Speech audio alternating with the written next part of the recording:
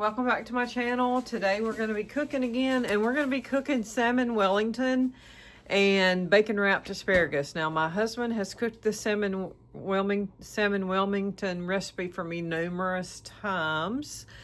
However, I think this is probably the first time we've cooked it here since we've been at this house. But we're going to go through that process. It's really yummy. It's one of my favorite dishes. We don't eat it real often, but I love to eat it. And so we're going to do that. We're going to bake us some asparagus, some fresh asparagus, and y'all come join us. All right, so we're getting the asparagus ready, and you're supposed to take and just kind of break the end off and break it wherever it breaks at. That's supposedly supposed to get the spindly part, if it's gotten spindly, of the asparagus off of there. Now, everybody don't do this, but we've always done this. And you just break it, and wherever it breaks at, that's what you're doing. And right now we're gonna do 4 asparagus to a bundle. And so we're gonna get these finished, and then we'll get right back at you. Now the recipe for the asparagus says to cut the bacon strip in half vertical wise. Lengthwise. Or I guess if you laid it the other way, it could be horizontal. So anyway, from tip to tip and not right in the middle in the half. But we like bacon, so we're wrapping ours in 1 full piece. Go ahead and spray your pan, and you see we're using a pan with, it's kind of like a grilling tray. We're using that. Some type of rack you're supposed to use, and go ahead and spray it with canola oil so that you don't have a cleanup issue, so that it washes off easily. Okay, so we got them rolled and on the rack, and now we're going to season them, and we do that with a little bit of EVOO or olive oil, extra virgin olive oil. I suppose you probably could use avocado oil or whatever kind of oil you typically cook with. We use a lot of virgin olive oil, so just kind of sprinkle it along on the bundles. And then he's going to take salt and pepper, and are you just going to pour the maple syrup on? Brush it on. He's going to brush on the maple syrup. Okay, and these have to go in the oven a little bit. They cook on the same temperature as the salmon Wellington, but they have to go in the oven a little bit before the salmon Wellington because they take a little bit longer to get ready. So we're going to get them seasoned up with those ingredients, and we will be back and start making the salmon Wellington. Okay, he's basting on the maple syrup, and he's about almost ready to put it in the oven. But while he's doing that, I was going to talk to y'all a little bit about what we found out about salmon when we were in Alaska. Okay, so we're fixing to celebrate 36 years married. And on our 20th wedding anniversary, we took a trip to Alaska. Okay, while we were there, I think were we in Ketchikan? I think so. I think in Ketchikan is where we were. And we went to a salmon manufacturing plant.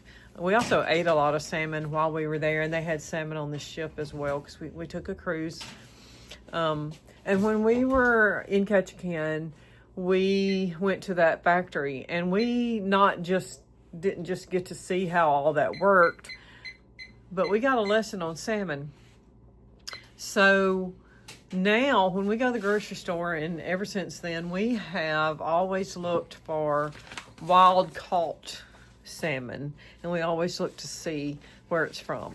Okay, because a lot of the salmon that you buy in the grocery store, especially the frozen salmon, is not wild caught, and it's liable to be from China or somewhere. Okay, so always look on the label. Make sure you're buying, even in the can, make sure you're buying wild caught Alaskan salmon. It's the best, okay? And it is going to be, when it's caught, it's freshly packaged and sent out. So just be aware of that when you start shopping for salmon. Okay, so now he's fixing to prepare the spinach for the salmon Wellington pastry. So he's going to start off with a medium onion. He's going to use 5 ounces of spinach. We got baby spinach. We just got a bag of it. But sometimes I grow it in my garden. It's just not that time of year yet. And I haven't. I need to get some planted because it's best in spring and then again in fall. It does not do real well in the summertime where we live because we have really hot, humid summers. So sometimes I do grow mine and it is a lot better grown. But we bought this baby spinach and we're going to use it. Okay. We also have one of our chicken's eggs that we're going to beat. We're going to use to wipe the top of the pastry with. It's going to have some garlic in it, some butter. What else, babe? Breadcrumbs, Parmesan Breadcrumbs, cheese, cream cheese, and it only takes half Parmesan of a block of cream cheese, so like 4 ounces. And then it takes Parmesan cheese as well, and we always use real Parmesan. We don't use the fake powder stuff. Okay, so and then some lemon and some lemon zest is going to go into the sauce that the dill sauce that he's going to make to go with the salmon Wellington. But we're going to get all this prepped and prepared and we'll be back with you. Okay, he put a little bit of butter in the pan and now he's got the onions and the garlic in there. No, just the onions. Oh, just the onions right now, but he's going to add the garlic. You don't want to add it too soon because it can get bitter. So you want to wait till after the onions are a nice translucent color and then add the garlic for about a minute. So I shredded some Parmesan cheese and I did shred like a block. Okay, and I used a little bit bigger shred blade, but you can use the small one if you want to. And now he's getting ready over there to put the spinach in. You got the garlic in there already? Yep. So he's just going to cook the garlic down a little bit, and then he's going to add the spinach. And salt and pepper. And the salt and pepper. Okay, so now it's ready for the spinach. It calls for 5 ounces. This bag is 6, but it's not going to hurt to go ahead and use all of it. It's going to cook down. It looks like a lot in the pan now, but it's going to cook down.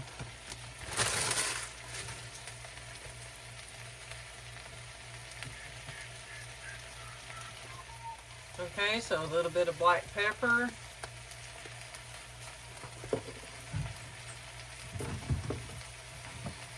A little bit of salt. Now we're really salt people. We like salt. We like to use the iodized sea salt, but you can use just regular salt if you want to, or I guess you really could use kosher salt, whatever, Himalayan, whatever it is you're used to seasoning with. And then you're just going to let that spinach cook down a little.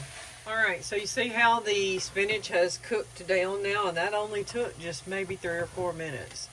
And we have chopped up some dill, and we're going to add some breadcrumbs, like some just regularly seasoned breadcrumbs, nothing flavored. And we just buy them by the little jug. But we're going to pour those in. You could make your own if you wanted to toast your bread and then crumble them up. You could do it any way you wanted to. But we always just buy ours already pre-done. We have on occasion, I guess, made our own for certain stuff, but not too often.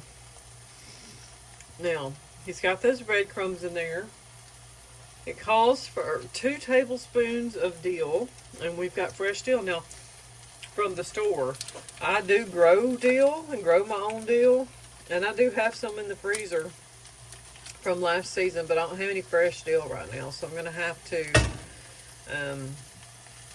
replant here shortly. I'm trying to wait till after that last spring frost and then plant. But we put that 4 ounces of cream cheese in there. And then he's gonna gather up this dill and add it. Okay, and it smells so good, y'all. I wish we had smell-o-vision, but we don't.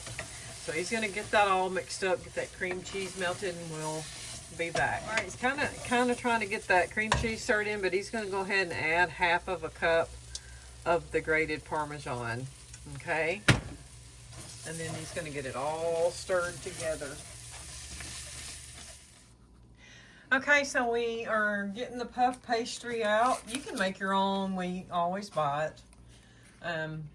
We're getting it out and getting it ready. We lightly floured the cutting board that we have it on. We finished the spinach mixture and it has been taken off the burner and set aside. And we also flipped our asparagus and bacon, turned it in the oven. See, and here comes that pretty wild caught salmon. And he did cut the skin off of the salmon for this recipe. Some recipes you leave the skin on, but for this recipe, you cut the skin off. Now he's gonna season it with some kosher salt.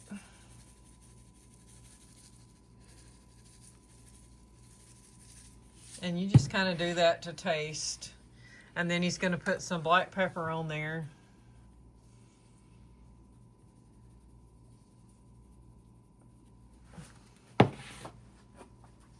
And then this isn't part of the recipe, but of course we're going to add our Tony sasheries. And we get the very spicy one. You can get the more mild one, but it's still spicy, but this is the one we like. And he's flipping it over and he's going to do the other side of the salmon as well. And then what's next, Boo? Once we get this done, we're going to put the cream cheese mixture on top of it and head to the oven with it after we fold it up. And put the egg wash on it.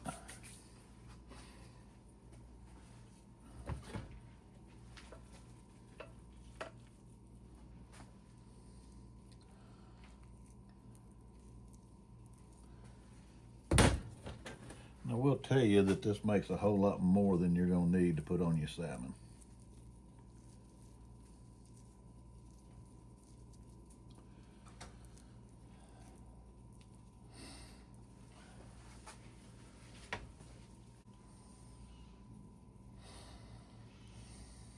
Now he's going to take and just kind of roll it up in there. He's going to bring the sides together.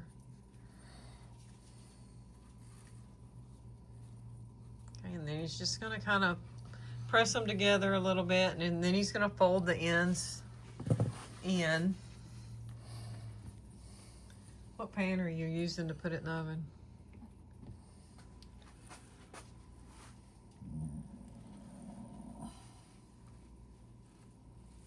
Just a baking sheet lined with parchment paper. So we'll get a baking sheet and put some parchment paper on it.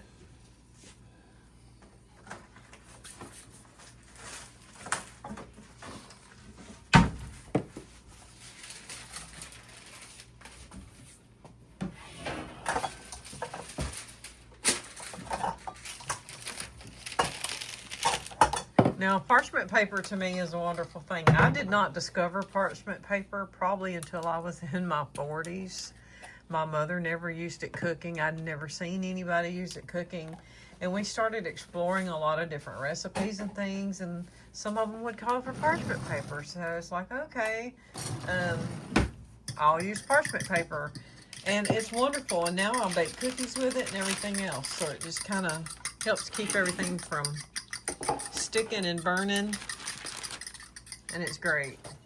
Okay, now he is fixing to just egg wash the pastry, and this just makes it nice. You got a nice pretty shiny finish on it. I'm sealing it and right it now. helps seal the dough, and it also kind of gives it just a hair of a crunch. Okay, so it's awesome. All right, so now we've got it on the baking pan with the parchment paper, and we're going to bake it. How long is it? 27 minutes? 20 to 25 minutes. 20 to 25 minutes. We're going to keep an eye on it, though, because this oven here in this house gets a little warm, and we have to really watch. I don't think the temperature is right, but it's been in this house for years, so yeah, we'll just watch the temperature, and we'll just have to keep an eye on it to make sure it's really not too high. And then we'll show you our finished product. Okay, now he's going to slit it before he puts it in the oven. That gives it a little room to breathe.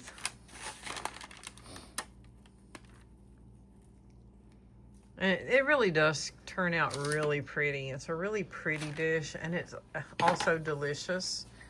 So I'm going to come down here where you can see those cut lines good. But it's just a nice dish. Okay, so now while that's in the oven,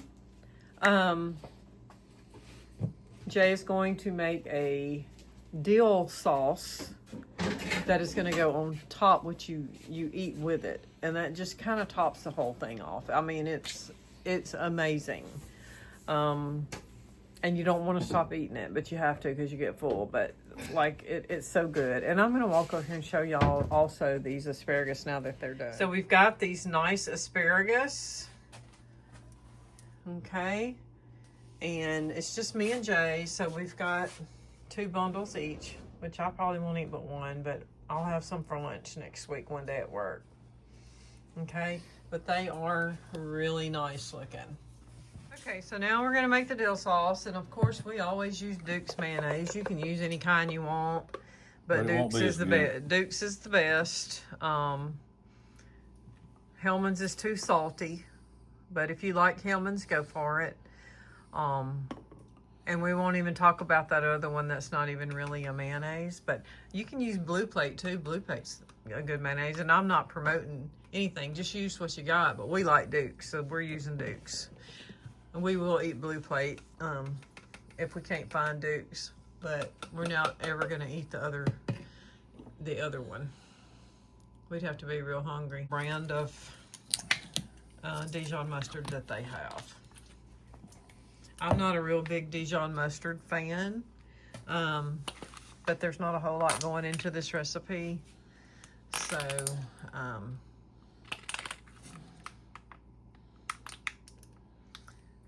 get that sour cream going.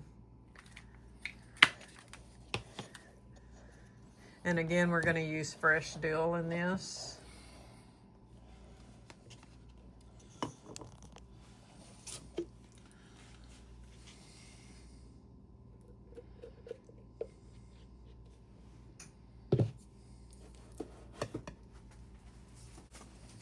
So a tablespoon of Dijon.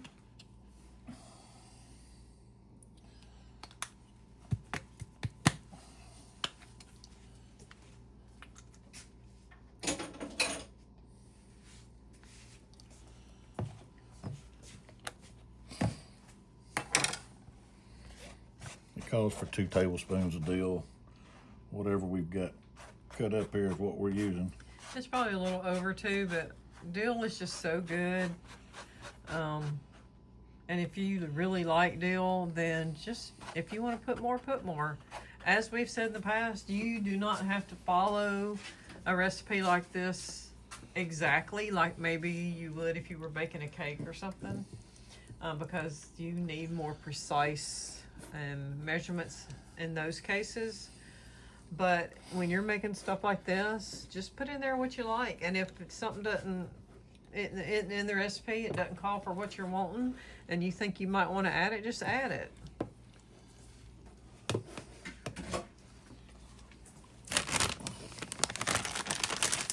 All right, so we're gonna zest up some lemon and get some lemon juice, and we'll be back. Zesting some lemon.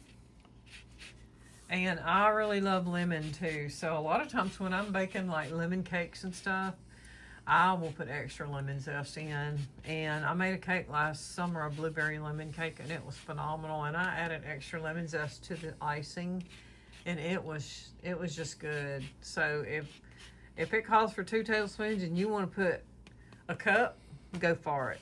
Just do what you want to do. If you're not a big lemon fan, then you might want to cut the amount that it says to put in. Half of it. Of half of that lemon.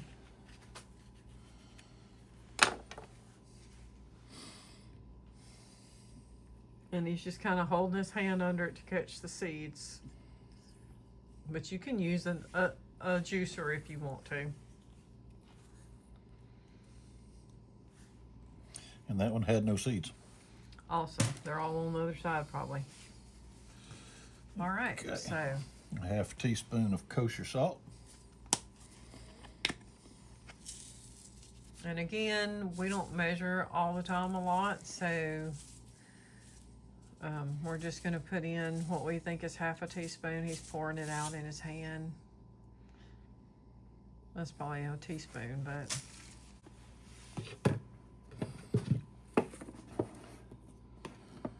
we all know that everything fresh is always better, but it's not always readily available either. So just do with what you got. Now, is that the last ingredient for that dill sauce? This is it. All right.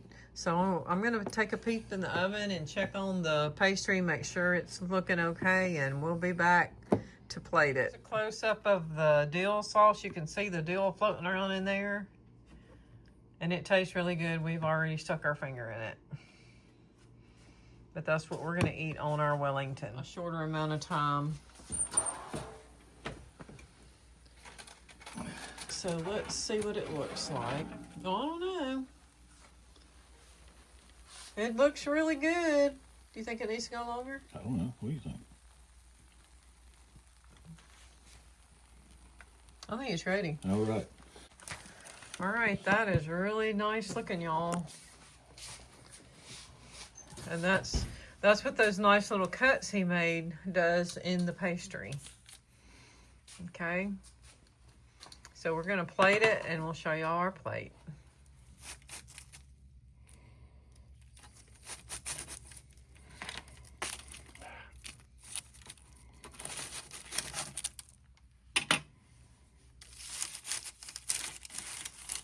Look at that. Look at that salmon. Look at that spinach. That's going to be really good. We're going to stick I'm going to put some of that dill sauce on the top. And again, it's to your taste.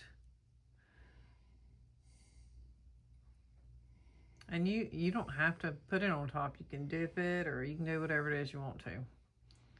I like to spread mine on top. And then we're gonna get a little bundle of asparagus. And look at that, y'all. That looks yummy. Very good.